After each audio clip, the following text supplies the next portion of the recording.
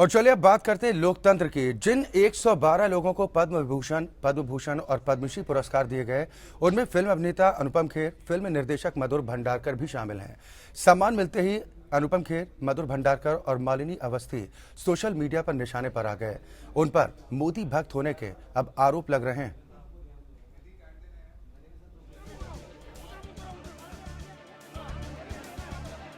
पिछले दिनों सरकारी सम्मानों को लेकर सियासत खूब गर्म हुई थी। इंटॉलरेंस को लेकर जमकर अवार्ड वापसी भी हुई। अब जब पद्म सम्मान दिए गए, तब मोदी सरकार एक बार फिर निशाने पर आ गई है। इस बार जिन लोगों को सम्मान देने का ऐलान किया गया, उन्हें मोदी भक्त करार दिया गया है। आरोपों के घेरे में है अनुपम खेर, मधुर भंडारकर और मालिनी अवस्थी। खेर भंडारकर पर सोशल मीडिया पर काफी हमले हो रहे हैं। ट्विटर पर इन लोगों पर जमकर कटाक्ष किए जा रहे हैं। असहिष्णुता और अवार्ड वापसी के खिलाफ मार्च में शामिल 3 लोगों को पद्म सम्मान दिया गया, मधुर, मालिनी और अनुपम खेर। अनुपम खेर ने साबित कर दिया है कि मेहनत प्रतिभा को हरा देती है। अगर प्रतिभा ना हो तो खूब मेहनत करो। दरअसल अनुपम खेर, मधुर भंडारकर ने अवार्ड वापसी ब्रिगेड को जमकर लताड़ा था। अनुपम एंड कंपनी ने दिल्ली आकर डेरा डाला था और सड़कों पर उतरकर जमकर अवार्ड वापसी करने वालों का विरोध किया था। खेर ने दिल्ली में एक मार्च का नेतृत्व किया था और राष्ट्रपति से मुलाकात भी की थी। अनुपम खेर ने कहा कि अवार्ड वापसी अभियान स्थिति की गलत तस्वीर दिखाकर देश को बदनाम करने की साजिश है। इससे पहले साल 2010 में अनुपम ने पद्म पुरस्कारों पर सवाल उठाते हुए लिखा था, हमारे देश में पुरस्कार व्यवस्था का मजाक उड़ाने का जरिया बन चुका है। किसी भी पुरस्कार की कोई साख नहीं रह गई, चाहे फिल्म पुरस्कार हो या पद्म पुरस्कार। अब यही कमेंट ट्विटर पर खूब वायरल हो रहा है और यही चेहरे अवार्ड मिलने के बाद गदगद दिख रहे हैं। 5th स्टैंडर्ड में सिखाई गई थी, वो अपनी मेहनत के जरिए, अपनी ट्रेनिंग के जरिए, अपने काम के जरिए, अपनी स्ट्रगल के जरिए इस मुकाम तक पहुंच सकता है कि देश उसे पद्म भूषण के काबिल समझे। तो मुझे लगता है मेरे लिए बहुत उपलब्धि है। कितनी बार जिस तरह से मैंने फिल्में बनाई है, बहुत स्ट्रगल करके, बजट नहीं होता था और फिर भी हमने फिल्में बनाई है जिस तरह की मैंने फिल्में बनाई है। और इतनी बार 4 राष्ट्रीय पुरस्कार के बाद पद्मश्री मेरे लिए अपने आप में बहुत बहुत बड़ी उपलब्धि है। वैसे पद्म सम्मान पर लग रहे दाग को सरकार नकार रही है, लेकिन सियासत कम होने का नाम बिल्कुल भी नहीं ले रही। देखिए, जिनको एक सारे चीजों को एक अलग दृष्टि से दिखने के लिए जो लोग आदि हैं, इस प्रकार की आपत्ति कर रहे हैं। पद्म अवार्ड देश की सर्वोच्च सम्मान होती है, उसी को उनकी एक सिलेक्शन की क्राइटेरिया है, एक प्रक्रिया है। उसमें से क्या हमको पसंद करने वाले भी अगर अच्छे लोग होते हैं, उनको सम्मान नहीं करनी चाहिए क्या इस विषय पे यही तो एक नया प्रकार की असहिष्णुता है। माना जा रहा है कि मोदी सरकार ने अपने अनुयायियों को इनाम दिया है। सरकार के स्टैंड के बचाव के लिए पद्म सम्मान से नवाजा गया है। राष्ट्रीय गरिमा वाले इन अवार्डों पर अब सवालों और आरोपों का ग्रहण लग चुका है और मोदी सरकार की नीयत कटघरे में। Bureau report, EPN। यहाँ तो आज हम बात कर रहे हैं पद्म पुरस्कारों की, जिसको लेकर सियासत अपने चरम पर पहुंचती नजर आ रही है। दरअसल पिछले दिनों इंटॉलरेंस को लेकर देश की सियासत खूब गर्म रही। अवार्ड वापसी को लेकर जमकर घमासान भी देखने को मिला और अब जब पद्म पुरस्कार दिए गए तो मोदी सरकार एक बार फिर निशाने पर आ गई है। दरअसल इस बार जिन लोगों को पद्म पुरस्कार दिए गए, उन्हें ये पुरस्कार मोदी भक्ति के प्रसाद के तौर पर देखा जा रहा है और आरोपों के घेरे में हैं जाने माने अभिनेता अनुपम खेर, मधुर भंडारकर और मालिनी अवस्थी। ट्विटर के माध्यम से इन लोगों को खूब निशाना भी बनाया जा रहा है। आज हम लोकतंत्र के माध्यम से यही जानने की कोशिश करेंगे कि क्या पद्म पुरस्कारों पर सियासत होनी चाहिए। हम रुख लखनऊ का करेंगे। सभी खास मेहमान हमारे साथ जुड़ गए हैं। सबसे पहले मुलाकात अपने सभी मेहमानों से कराते हैं। कांग्रेस को रिप्रेजेंट करेंगे कांग्रेस के प्रदेश प्रवक्ता हिलाल नकवी साहब, साथ ही भारतीय जनता पार्टी का पक्ष रखेंगे बीजेपी के प्रदेश प्रवक्ता विजय बहादुर पाठक साहब और रतन मणि लाल जी भी हमारे साथ मौजूद हैं, वरिष्ठ पत्रकार हैं। आप सभी का बहुत बहुत स्वागत है और सबसे पहले आप सभी को गणतंत्र दिवस की हार्दिक शुभकामनाएं। और पहला सवाल मैं रतन मणि लाल जी आपसे ही पूछना चाहूंगा, क्या पद्म पुरस्कारों को लेकर जिस तरह से अब सियासत छिड़ गई है, क्या ये ठीक है? देखिए, सबसे पहली बात तो हमें बिल्कुल साफ समझ लेनी चाहिए कि पद्म पुरस्कार जो भी सरकार केंद्र में होती है ये उसका और केवल उसका डिस्क्रिशन होता है और उसी का निर्णय होता है, और इस पे किसी भी तरह का सवाल कोई अन्य पार्टी उठाए इसका कोई अर्थ इसलिए नहीं है क्योंकि जो भी पार्टी केंद्र में सरकार में रहेगी वो पार्टी अपने विवेक से और अपने समझ से लोगों को चुन के ये पुरस्कार देगी। और अभी तक जिस तरह के पिछले कुछ सालों में जो अवार्ड्स दिए गए हैं इस तरह के, उसमें ये देखने में आया है कि जो भी पार्टी केंद्र में सरकार में रहती है वो कहीं ना कहीं ऐसे लोगों को चुनती है जो कि उनकी विचारधारा से मेल रखते हों, या वो उनके समर्थक रहे हों, या वो कहीं ना कहीं से जो भी पार्टी इन पावर है उससे जुड़े रहे हों। तो इसमें मैं समझता हूं कि चूंकि ये एक डिस्क्रिशन है, चूंकि ये एक बिल्कुल ऐसा निर्णय है जिसको कोई चैलेंज नहीं कर सकता, ना कोर्ट में ना किसी अन्य तरीके से, इसीलिए ये पूरी तरह से सरकार का विवेक है। तो इस पे सवाल कैसा उठाना, जो सरकार केंद्र में रहेगी वो अपने हिसाब से अपने समर्थकों को चुन के वो अवार्ड देगी। और पिछले कई सालों से ऐसा होता आया है कि जब भी अवार्ड दिए जाते हैं, कभी कभी ऐसे लोगों को भी अवार्ड दिए गए हैं पिछले कई सालों में जिनके बारे में कोई जानता ही नहीं था, जिनका नाम भी नहीं सुना था, तब भी ये सवाल उठते थे। और अब हम जिन लोगों के बारे में बात कर रहे हैं, कम से कम इतनी तो उसमें सेविंग ग्रेस है कि जिन 3 लोगों की बात आप कर रहे हैं वो तीनों लोग के टैलेंट पे कोई सवाल नहीं उठता है। हाँ, ये बात अलग है कि उनकी जो पॉलिटिकल आइडियोलॉजी है, जो उनका झुकाव है वो किसी एक पार्टी विशेष की तरफ है। तो अगर ऐसे में उस पार्टी विशेष ने अपना डिस्क्रिशन एक्सरसाइज करते हुए उनको ये सम्मान दिया है तो उसमें कैसा सवाल उठना। कल के दिन कोई और पार्टी केंद्र में सत्ता में होगी तो वो अपना डिस्क्रिशन एक्सरसाइज करेगी, वो ठीक है हिलाल भाई अवार्ड देगी, जो कि फिर इस तरह के पुरस्कारों की विश्वसनीयता पर सवाल नहीं उठेंगे, उनकी क्रेडिबिलिटी कितनी रह जाएगी कि इस तरह की आलोचनाओं के बीच अगर पुरस्कार वितरित किए जाते हैं, महत्व कितना आप देखते हैं इस तरह के पुरस्कारों का? देखिए, इसके अंदर हम कुछ सीधी सीधी बातें करेंगे, उसके अंदर हमें क्या कहना है। अनुपम खेर जी का 2010 का ट्वीट अभी आपने दिखाया था जी, और उसके अंदर उन्होंने स्वयं ने इस प्रकार के जितने भी पुरस्कार हैं, अवार्ड हैं, उनके आगे प्रश्न चिन्ह लगाया था।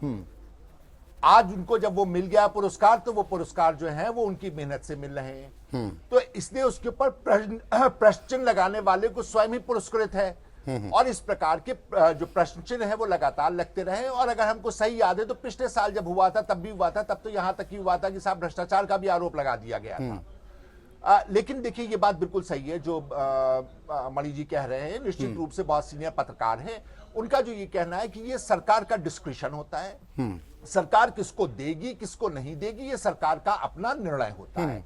लेकिन यहां पर एक बात मैं निश्चित रूप से कहना चाहूंगा कि अनुपम खेर जी हैं, मधुर भंडारकर हैं, मालिनी जी हैं, अजय देवगन हैं, उदित नारायण साहब हैं, इन सब लोगों को कम से कम भारत रत्न मिलना चाहिए था, जो उन्होंने मेहनत की है, जिस प्रकार से मेहनत की है। उसके ना विनोद राय जी को तो भारत रत्न बिल्कुल ही मिलना चाहिए था, उन्होंने तो बहुत ही ज्यादा मेहनत की है, और अपने क्षेत्र में जिस प्रकार की उन्होंने मेहनत की है हम सब लोगों ने देखा है। तो इसके बाद जो है वो भारतीय जनता पार्टी को उन्हें भारत रत्न से पुरस्कृत करना चाहिए था। निश्चित रूप से वो लोग बेचारे ठगावा महसूस कर रहे हैं। चलिए ठीक है, इस बात का जवाब विजय बहादुर पाठक साहब से ही लेते हैं। हिलाल भाई, विजय बहादुर पाठक जी, हिलाल जी की बात का जवाब दीजिए, और साथ ही जो अब आलोचना की जा रही है, जो आरोप लगाए जा रहे हैं कि क्या ये मोदी भक्ति का इनाम है इन लोगों को? अक्षय जी, जिन लोगों पर आपने सवाल नाम गिनाए और कुछ झुंझलाहट में कांग्रेस की भी दिखी, जिस तरह उन्होंने इन लोगों को भारत रत्न तक की उपाधि देने की बात कही, ये झुंझलाहट है। लोकतंत्र में सोशल मीडिया पर आपने चर्चा की बात कही, तो एक स्वस्थ परंपरा है, और देश की जनता को अब जो नया एक उसमें चला है कि हर विषय पर राय रखने का अधिकार है। राय तब जब अनुपम खेर ने रखी, तो आज अनुपम खेर को जब पुरस्कार मिला तो लोगों ने भी रखी, इसलिए यह एक पक्ष हो सकता है। लेकिन जैसा कि रतन मणिलाल जी ने कहा कि जिन लोगों को दिया गया है उनकी योग्यता पर यदि कोई प्रश्न हो तो सवाल खड़े किए जाएं, पर यदि उनकी योग्यता पर नहीं है और गाहे बगाहे जिस प्रकरण का जो चित्र आप दिखा रहे हैं वो सहिष्णुता और असहिष्णुता को लेकर जो बहस हुई, उसको लेकर वह उस प्रकरण का आप दायरा ले रहे हैं, तो भारत के डीएनए में है सहिष्णुता। भारत असहिष्णु हो ही रहता है। घटनाएं जो हुई हैं उन घटनाओं पर सख्ती त्वरित कार्रवाई की बात होनी चाहिए, चाहे कर्नाटक में घटना हुई, चाहे उत्तर प्रदेश में घटना हुई, चाहे देश के महाराष्ट्र में घटना हुई, जहां कहीं भी घटना हुई। ठीक है, आपने काबिलियत की बात की है, तो क्या जो पिछली सरकार थी, पिछली सरकार को क्या काबिलियत पर कोई शक था? क्या इन लोगों की काबिलियत पहचान नहीं पाई पिछली सरकार ने? बात नहीं की, नहीं, लेकिन एक बड़ी संख्या है। देखिए, भारत में योग्यता बहुत है और पुरस्कारों की सीमा है। उस पुरस्कारों की सीमा में स्वाभाविक है कि बार कुछ और लोगों का नंबर आएगा, उसके बाद कुछ लोगों का नंबर आएगा। हर साल जब ये परंपराएं हैं तो ऐसा नहीं है कि बाकी लोगों ने नहीं पहचाना और हम ही ने पहचाना।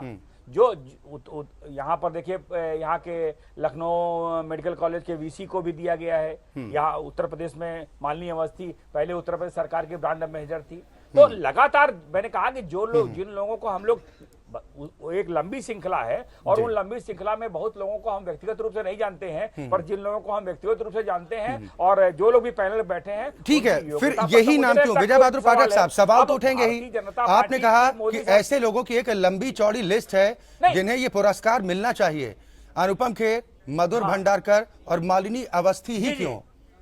ट्वीट के माध्यम से भी तो विरोध दर्ज कराने की कोशिश की जा रही है कि क्या इंटॉलरेंस के मुद्दे को लेकर जो खिलाफत इन लोगों ने की थी, उस बात का इनाम है? क्योंकि तो वो कमेटी तय करती है, उसके लिए राजनीतिक सत्ता तो तय नहीं करती है। इसलिए आप मुझसे, सर, जब आप लोगों की पार्टी की तरफ से पिछली सरकार पर इस तरह के आरोप लगाए जाते थे, हाल के दिनों में जब इंटॉलरेंस का मुद्दा देश में खूब उछल रहा था, तब आप लोगों ने कहा कि जिन सरकार ने इन साहित्यकारों को पुरस्कृत किया, आज वही ये पुरस्कार वापस कर रहे हैं। क्या है, अब क्या पैमाना है, किस पैमाने पर किसको लेना, ये बात है। और एक बड़ी संख्या है तो स्वाभाविक रूप से, तो सर पैमाना तो एक होना चाहिए विजय बहादुर पाठक साहब, ये पैमाना तो सभी के लिए एक समान होना चाहिए, चाहे केंद्र में आपकी पार्टी की सरकार हो या कांग्रेस पार्टी की हो। मिलना चाहिए, पर जब समय आएगा तो अक्षय जी को मिलेगा। नहीं, तो पैमाना तो तय होना चाहिए विजय बहादुर पाठक साहब कि आपके लोगों के लिए जो इसका पैमाना होता है वो कुछ अलग होता है, दूसरी पार्टी के लिए अलग होता है। पिक एंड चूज के आधार पर तो तय नहीं हुआ होगा। उस पद्म पुरस्कारों के, इन जो पुरस्कार है, इन पुरस्कारों के देने के कोई पैमाने होंगे, उन पैमानों के तहत ही सिलेक्शन किया गया होगा, ऐसा थोड़ा है। लेकिन अगर वह लोग सेलेक्ट हुए हैं, जो लोग, वो लोग भारतीय जनता पार्टी या मोदी सरकार के समर्थक कहीं रहे हों, तो क्या केवल उनको इसलिए छोड़ दिया जाए कि वो समर्थक हैं? तो फिर सीधे इस बात को स्वीकार कीजिए ना विजय बहादुर पाठक साहब कि जिन लोगों ने सपोर्ट किया इंटॉलरेंस के मुद्दे को लेकर, सरकार के समर्थन में आ गए, नहीं तो उन्हें पुरस्कृत किया जाना गलत नहीं। अगर इस बात को स्वीकार कर रहे हैं तो बताइए। आपसे मैं सवाल पूछता हूं, क्या देश असहिष्णु है? नहीं, इस बात का जवाब तो हिलाल नकवी साहब बेहतर ढंग से दे पाएंगे, रतन मणि लाल जी बेहतर ढंग से दे पाएंगे, है ना? हिलाल भाई, विजय बहादुर पाठक साहब का जवाब दीजिए। जी, देखिए, जहां तक कि सवाल उठता है देश का, तो देश कभी भी असहिष्णु नहीं है। अगर कोई ये कहता है कि देश असहिष्णु है तो वो गलत कहता है। यहां पर सारी बात है कि ये सरकार असहिष्णु है जी, और सरकार की असहिष्णुता के विरुद्ध में सारे कार्य किए गए हैं। अगर इसको जो है भारतीय जनता पार्टी ये दिखाना चाहती है कि देश की असहिष्णुता की तरफ किए गए हैं, तो ये जो है ये इनका एक राजनीति है और चीजों को जो सच्चाई है उससे भागना, मुंह मोड़ने की बात है। और अनुपम खेर जी भी जब निकल करके आए थे तो देश की सहिष्णुता के ऊपर कोई प्रश्न नहीं था, वो सरकार के पक्ष में खड़े हुए थे। मधुर भंडारकर जो है वो सरकार के पक्ष में खड़े हुए थे। उनका ये कहना था कि सरकार असहिष्णु नहीं है, और अगर वो ये कहते हैं सरकार असहिष्णु नहीं है तो ये उनका व्यू पॉइंट हो सकता है, उसका हमें कोई विरोध भी नहीं है। आपको लगता है कि असहिष्णु नहीं है, हमको लगता है असहिष्णु है, तो निश्चित रूप से आपका अपना नजरिया, हमारा अपना नजरिया है। हम जो है वो घटनाओं के हिसाब से बताते हैं कि किस तरह से जो घटनाएं घटित हुई हैं, किस तरह से यहाँ पे जर्नलिस्ट मारे गए हैं। दुनिया में सबसे ज्यादा जर्नलिस्ट पिछले 2 साल में अगर कहीं के पर मारे गए हैं तो वो भारत के अंदर मारे गए हैं। तो ये रिपोर्ट हमारी नहीं है, ये इंटरनेशनल रिपोर्ट है। अगर यहाँ के ऊपर जो लिखने वाले हैं उनके खिलाफ आप इस प्रकार से कार्रवाई करते हैं, उनको मारते हैं, उनको पीटते हैं, उनको जान से हाथ धोना पड़ता है, तो निश्चित रूप से ये घटना घटित हुई है। ये जो है ना कांग्रेस ने घटित की है, ना जनता ने घटित की है। उनको मारने का कार्य जिस दल ने और जिस दल के समर्थक ने किया है, उन लोगों ने किया है। तो यहां भारत की सहिष्णुता कभी प्रश्न चिन्ह में है ही नहीं। इस बात को बहुत स्पष्ट किए दे रहे हैं। कांग्रेस जो है इस बात को पूरी तरह मानती है कि पूरी तरह से सहिष्णु है ये। कांग्रेस नहीं तो ही मणिशंकर इस अय्यर साहब देश के का बयान हिस्सा को है। लेकर यहाँ फिर पर स्पष्ट भी रुख तो नहीं किया सही गया। छूटता है। क्या मणिशंकर अय्यर ने जिस तरह से बयान दिया था कि हिंदुस्तान में ऐसी बहुत- सरकार सत्ता में है कि जब तक सरकार यहाँ नहीं हटती है, परिवर्तन नहीं होता है, तब तक बातचीत नहीं हो सकती। हालांकि पिछला काफी वक्त हो चुका है, लेकिन क्या इस तरह के बयान का समर्थन करते हैं फिर? किस तरह के बयान का समर्थन करते थे अक्षय जी, हम नहीं समझ पाए आपकी बात। नहीं, देश में इंटॉलरेंस को लेकर जिस तरह से हंगामा मचा हुआ था, ऐसे वक्त में इस तरह की बयानबाजी दूसरे देश जाकर अगर की जाती है तो उसका समर्थन क्या ठीक है? आप ये मानते हैं कि हिंदुस्तान टॉलरेंट देश है? देखिए, भारत का हाँ या ना में नेतृत्व जो जवाब है, दीजिए हिलाल भाई। वो भारत का प्रधानमंत्री कर ठीक रहा है, है। ठीक है, और इस बात का जवाब हाँ ना में भारत दीजिए। का प्रधानमंत्री ने जिस प्रकार के बयान दिए हैं, जिस प्रकार के भाषण विदेश की धरती में दिए हैं, जिस तरह से उन्होंने पूरे देश को करप्ट बता दिया है, जिस तरह से उन्होंने पूरे देश में बता दिया है कि यहां जन्म लेने वाला जो है वो अपने आप को समझता था कि वो मतलब अपने को कोसता था कि उसने भारत में क्यों जन्म लिया है।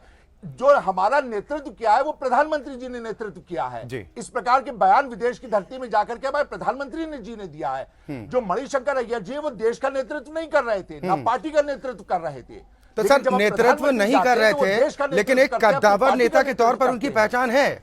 आपकी पार्टी में उनका कद क्या है? बेश- अगर इस तरह की बेशक बयानबाजी है। होती है बेश- तो आपकी पार्टी की कद्दावर तरफ से नेता कहा की जाता है कि पहचान है। व्यक्तिगत तौर पर बयान को देखना चाहिए, पार्टी का इससे कोई लेना देना नहीं है जब इस तरह की बयानबाजी होती है।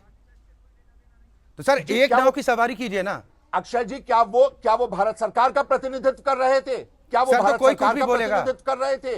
क्या वो कांग्रेस सर क्या का किसी को भी प्रतिनिधित्व कर रहे थे? अगर अभिव्यक्ति क्या की वो आजादी यहाँ है के, तो इस तरह स्पोक्सपर्सन से है कांग्रेस देश की के? साख पर सवाल कोई खड़े भी करना उनके ठीक पास है? नहीं थी।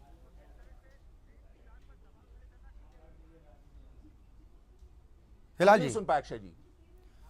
इस तरह से अगर बयानबाजी की जाती है, जी, ठीक हम है, आप सुन कह रहे पाए, हैं कि बताइए सत्ता में वो शामिल नहीं है, लेकिन आपकी पार्टी के कद्दावर नेताओं में नाम शुमार किया जाता है। अगर इस तरह की बयानबाजी वो करते हैं तो क्या संदेश देने की कोशिश कर रहे हैं? सवाल नहीं उठेगा? नहीं, उन्होंने कांग्रेस का कोई बयान नहीं दिया है। उन्होंने निजी तौर के पर निजी यात्रा पर गए थे और वहां पर बयान दिया है। जी। इसका जवाब वही दे सकते हैं। अगर कांग्रेस का तभी नेतृत्व सवाल कर उठते हैं रहे सर, होते तो तभी निश्चित सवाल रूप से उठते हम हैं जवाब कि देते। सिर्फ और सिर्फ वो कांग्रेस सियासत के करने की प्रवक्ता कोशिश होते की तो हम जाती है, देते। चाहे वो सरकार चाहे का वो नेतृत्व देश कर से रहे जुड़े होते तो अहम हम मुद्दे देते। ही क्यों ना हो। ठीक है, हिलाल भाई आऊंगा आपके पास। विजय बहादुर पाठक साहब आपको कुछ जवाब देना चाह रहे थे। पाठक जी, मैं आपके पास आऊंगा, अपनी बात रखिएगा, लेकिन एक और खास मेहमान हमारे साथ जुड़ गए हैं, उनसे भी इंट्रोड्यूस करा देता हूं आप सभी मेहमानों को भी, अपने दर्शकों को भी। वीरेंद्र यादव साहब हैं, जाने माने साहित्यकार हैं, आप आलोचक भी हैं। यादव जी, बहुत स्वागत है इस चर्चा में शामिल होने के लिए। विजय बहादुर जी अपनी बात पूरी कीजिए, फिर वीरेंद्र यादव जी के पास में जाऊंगा। धन्यवाद। अक्षय जी, अभी हिलाल भाई कह रहे थे और ये बात उन्होंने स्वीकार की कि हाँ देश सहिष्णु है। कुछ घटनाएं इन्होंने कहा कि पत्रकार मारे गए, ये सही बात है, उत्तर प्रदेश में पत्रकार मारे गए, पर जो सरकार उत्तर प्रदेश में गवर्न कर रही है उस सरकार के समर्थन से ही और उस सरकारी पार्टी से, उस समाजवादी पार्टी के समर्थन से ही सोनिया और राहुल देश की संसद की शोभा बढ़ा रहे हैं। तो और अभी जब केंद्र की सरकार थी तो राज्य में समाजवादी पार्टी का उनको समर्थन भी था।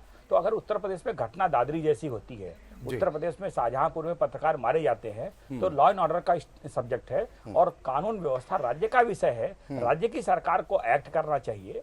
कर्नाटक में यदि घटना होती है तो कर्नाटक की सरकार को एक्ट करना चाहिए। महाराष्ट्र में यदि घटना होती है तो महाराष्ट्र की सरकार को एक्ट करना चाहिए। तो केंद्र सरकार की कोई जिम्मेदारी नहीं है क्या विजय बहादुर पाठक साहब? बनाने की कोशिश पूरी दुनिया में अगर इस तरह के हालात को लेकर जिक्र किया जा रहा है कि सबसे ज्यादा पत्रकारों की हत्या अगर कहीं हो रही है तो वो देश है हिंदुस्तान, देने का यह मतलब नहीं किरकिरी है कि केंद्र सरकार की नहीं होगी, जिम्मेदारी नहीं है, लेकिन यह तथ्य है और इन तथ्यों को स्वीकार करना चाहिए। आप भी तो सर आप भी स्वीकार कीजिए। डिबेट कराते हैं तो जानते हैं कि लॉ एंड ऑर्डर स्टेट का टॉपिक है। ठीक है, नहीं, हम तो हम उससे इनकार नहीं करते, हम उसको संज्ञान में लेते हुए हम यह बताने की कोशिश कर रहे हैं कि राज्य सरकारों को एक्ट करना चाहिए। जहां कहीं भी घटनाएं हो रही हैं वहां सख्ती बरतनी चाहिए। जो लोग भी इन घटनाओं को अंजाम दे रहे हैं उनके प्रति कोई रियायत नहीं बरतनी चाहिए। चलिए ठीक है, वीरेंद्र अक्षय यादव जी जी बस एक मिनट लेना चाहेंगे। जी, एक मिनट जी। 1 मिनट से ज्यादा नहीं लेंगे अक्षय जी, सिर्फ 1 मिनट लेंगे। लाल कृष्ण आडवाणी जी ने बिहार के हार के बाद कहा था कि इसकी समीक्षा होनी चाहिए। उनके घर के बाहर भारतीय जनता पार्टी के एमपी जो कि उत्तर प्रदेश से हैं, उन्होंने धरना देने की बात कही। कीर्ति आजाद ने अभी अभी जो हमारे वित्त मंत्री हैं, उन्होंने जो घोटालेबाजी की है, जो उन्होंने भ्रष्टाचार मचा रखा था डीडीसीए में, उसका खुलासा किया तो उनको पार्टी से निकाल दिया गया है। इस असहिष्णुता का जवाब कौन देगा? राज्य सरकार देगी या केंद्र सरकार देगी या भारतीय जनता पार्टी देगी? चले ठीक है, इस बात का भी हम जवाब लेंगे, लेकिन वीरेंद्र यादव जी का हम रुख करेंगे।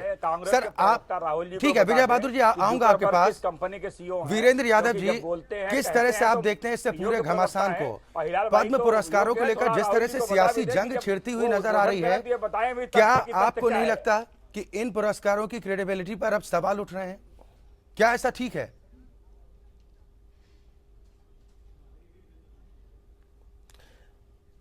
देखिए, पद्म पुरस्कार इस देश के सबसे बड़े नागरिक पुरस्कार हैं और होना ये चाहिए कि इससे किसी तरह की राजनीति से इसका जुड़ाव नहीं होना चाहिए और इस पे किसी तरह की राजनीति करनी नहीं चाहिए। लेकिन यह दुर्भाग्यपूर्ण स्थिति है कि वर्तमान केंद्र सरकार हो या पिछली सरकारें हो, उन्होंने इस पुरस्कार का राजनीतिकरण किया है। लेकिन सर्वाधिक उससे भी अधिक दुर्भाग्यपूर्ण यह है कि इस बार जिस तरह से पुरस्कार दिए गए हैं, उससे सरकार परस्ती, पार्टी परस्ती खुल करके सामने आ गई है। हमने देखा कि कुछ ऐसे लोगों को पुरस्कार दिए गए जिन्होंने पिछले दिनों अभी केंद्र सरकार के समर्थन में जुलूस निकाले थे, देश के लेखकों, संस्कृत कर्मियों के आंदोलन के विरुद्ध जिन्होंने धरना प्रदर्शन किया था। सवाल इस बात का है कि यह एक जनतांत्रिक देश है और हर लेखक को, हर संस्कृत कर्मी को, हर बुद्धिजीवी को अपनी राय प्रकट करने का अधिकार है। लेकिन उस विरोध प्रदर्शन के विरोध में जुलूस निकाले जाएं, प्रदर्शन किए जाएं, यह इस देश में पहली बार हुआ है। और यह भी ध्यान देने की बात है कि यह भी इस बार हुआ है कि कुछ लोगों ने पद्म पुरस्कार स्वीकार करने से मना कर दिया है। आज के ही अखबार में खबर है कि एक तमिल लेखक ने यह कहकर के इस पुरस्कार लेने के लिए स्वीकृत नहीं दी, क्योंकि उन्होंने कहा कि मेरे लेने से यह कहा जाएगा कि मैं हिंदुत्ववादी विचारधारा का हूं। एक दूसरे पत्रकार वीरेंद्र कपूर ने भी ये पुरस्कार लेने से मना, ये सम्मान लेने से मना कर दिया, ये कह करके कि मैं किसी तरह के इस तरह के सरकारी या तंत्र से नहीं जुड़ना चाहता, क्योंकि इन पुरस्कारों का अवमूल्यन हो गया है। तो यह अत्यंत दुर्भाग्यपूर्ण स्थिति है कि लोग ये विचार करने लगे कि हम पद्म पुरस्कार नहीं लेंगे। इसलिए इस सरकार का भी दायित्व है और समूचे तंत्र का ये दायित्व है कि इन पुरस्कारों की गरिमा को बरकरार रखा जाए, क्योंकि जब शुरू के दिनों में इन पुरस्कार की स्थापना की गई थी तो इसके ये पीछे ये था कि जो देश के जो शीर्षस्थ प्रतिभाएं हैं, जो हर क्षेत्र के प्रतिभाएं हैं, उन्हें सम्मानित किया जाएगा। लेकिन दिखाई क्या पड़ा? दिखाई ये पड़ा कि प्रधानमंत्री ने अपने गुरुजी को सम्मानित कर दिया। प्रधानमंत्री जी ने इस देश का जो एक औद्योगिक घराना है जिसके कंधे पर उनका हाथ है, उसे सम्मानित कर दिया गया। तो जो इस तरह की जो गतिविधियां होती हैं, पुरस्कार को संदिग्ध बनाती हैं। तो सर, और आप उपाय क्या इसमें मैं देखते हैं? नाम लेना चाहूंगा कि अनुपम खेर, मधुर भंडारकर, देश में मालिनी अवस्थी ने जिस तरह का बखेड़ा हुआ था, जिस तरह से इंटॉलरेंस को लेकर कुछ वक्त पहले जमकर बखेड़ा हुआ था, तो उपाय क्या देखते हैं? क्या वो वक्त आ चुका है कि केंद्र में जिस पार्टी की सरकार हो उसके हिसाब से पुरस्कार कर देने चाहिए? भारतीय जनता पार्टी पद्म पुरस्कार या कांग्रेस पार्टी पद्म पुरस्कार, इन नाम से सम्मानित किया जाना चाहिए क्या? नहीं, बिल्कुल नहीं। ये आप जो कह रहे हैं दुर्भाग्यपूर्ण स्थिति है कि भाई पद्म पुरस्कारों को पार्टियों के साथ जोड़ने की नौबत आ जाए। लेकिन अभी आपने जो असहिष्णुता की बात उठाई, वो असहिष्णुता कोई अमूर्त चीज नहीं है। इस देश में बौद्धिकों को, तार्किकों को और लेखकों की हत्याएं की गई हैं। हम आप सभी जानते हैं कि MM कलबुर्गी की, नरेंद्र दाभोलकर की, गोविंद पानसारे की, उनकी वैचारिक अभिव्यक्ति के लिए हत्या की गई है। तो पिछले कुछ दिनों से देश के अंदर एक ऐसा वातावरण पैदा हो गया है जिससे कि कुछ खास तरीके की ताकतें बहुत ज्यादा अपने आप को जो है उत्साहित महसूस करने लगी हैं। और उन्होंने अभी देखिए, इलाहाबाद विश्वविद्यालय के अंदर जो एक बड़े पत्रकार सिद्धार्थ वरदराजन का सेमिनार नहीं होने दिया गया और BHU से संदीप पांडे को अभी निकाला गया। तो इस तरह की जो चीजें होने लगी हैं कि जो एक बहुसंख्यकवादी विचार हैं वो हावी हो रहे हैं और देश में जो जनतांत्रिक विचारों का जो एक वातावरण था और एक जो जनतंत्र की एक जो शर्तें होती हैं, जो जरूरत होती हैं, उसको अलग करके एक खास तरह की विचारधारा, एक धौंस पट्टी के साथ चीजें की जा रही हैं। अभी देखिए, दुर्भाग्यपूर्ण स्थिति हम लोगों ने देखा कि हैदराबाद विश्वविद्यालय के एक दलित छात्र को आत्महत्या के लिए विवश होना पड़ा और उसकी जो पृष्ठभूमि है, तो उस पृष्ठभूमि को देखते हुए तो प्रश्न इस बात का है कि इस देश में जनतांत्रिक व्यवस्था, धर्मनिरपेक्ष व्यवस्था बरकरार रहेगी या नहीं। इसलिए हम लेखकों को, साहित्यकारों का, बौद्धिकों का, ये सबका दायित्व है कि चाहे पुरस्कार हो या दूसरी चीजें हो, इन चीज में एक बहुलवादी सोच को हमको बरकरार रखना है और उसका सम्मान रखना है। अगर एक ही तरह की विचारधारा के लोग या एक पार्टी के लोग जो है सत्ता में आने के बाद वो ये समझने लगेंगे कि अब जो है उनकी दलगत राजनीति के अंतर्गत सारी चीजें तय होनी चाहिए, तो यह दुर्भाग्यपूर्ण है। चलिए ठीक है, आप सभी मेहमान हमारे साथ लगातार जुड़े रहिए। कुल मिलाकर यही बातें कही जा रही हैं कि पुरस्कारों को लेकर सियासत नहीं होनी चाहिए। एक ब्रेक के लिए हमें रुकना है। ब्रेक के बाद हम जब वापस आएंगे तो ये भी जानने की कोशिश करेंगे कि क्या वाकई में देश में इंटॉलरेंस का माहौल है, क्योंकि गाहे बगाहे ये बातें उठती रहती हैं और निशाने पर होती है केंद्र की मोदी सरकार। एक छोटे से ब्रेक के बाद।